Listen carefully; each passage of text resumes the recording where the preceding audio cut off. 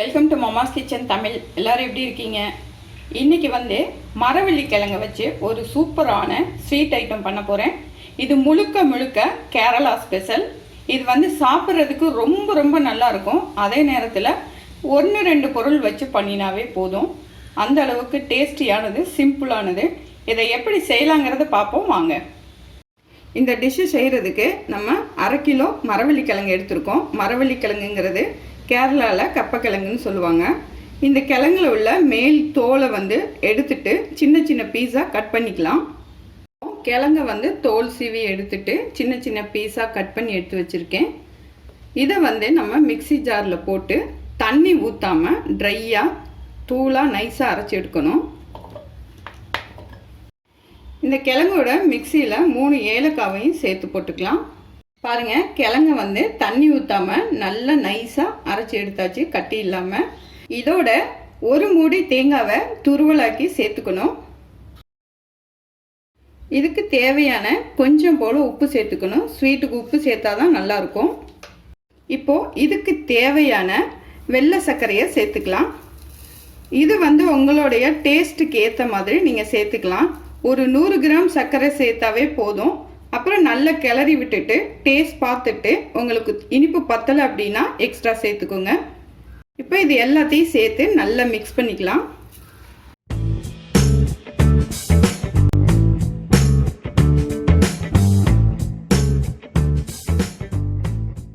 இப்போ இதை நல்லா மிக்ஸ் பண்ணியாச்சு.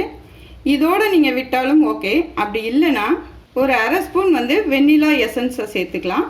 எசன்ஸை சேர்க்கும்போது இன்னும் கொஞ்சம் வாசமாக இருக்கும்.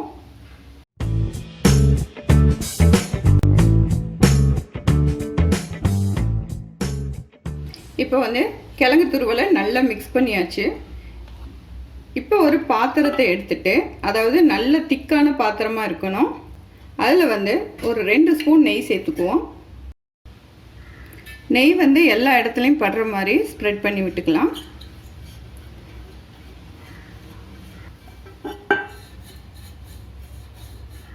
இந்த பாத்திரத்தில் நெய் எல்லாத்தையும் நல்லா ஸ்ப்ரெட் பண்ணியாச்சு.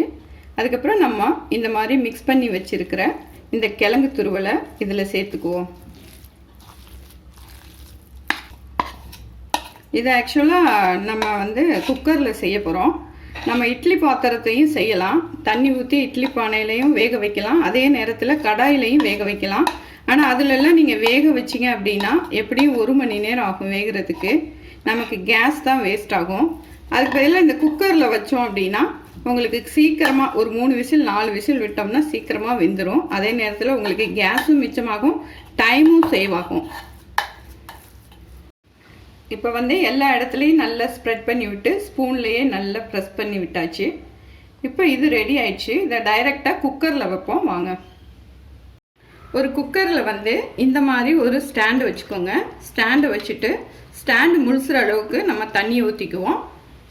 அதுக்கு மேலே இந்த கிழங்கு மிக்ஸ் பண்ணி வச்சுருக்க இந்த பாத்திரத்தை வச்சுருவோம்.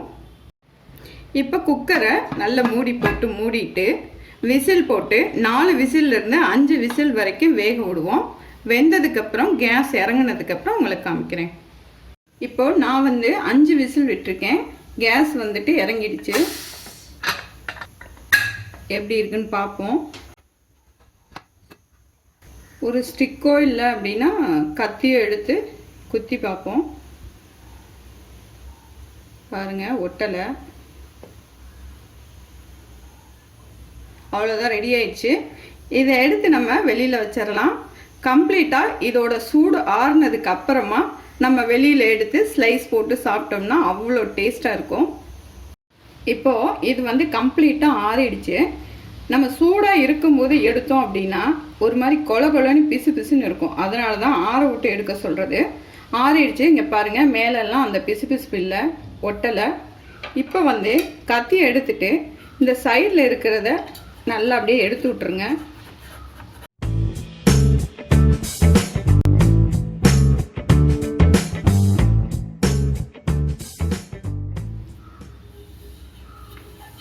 பாருங்கள், அழகாக சூப்பராக வந்திருக்கு.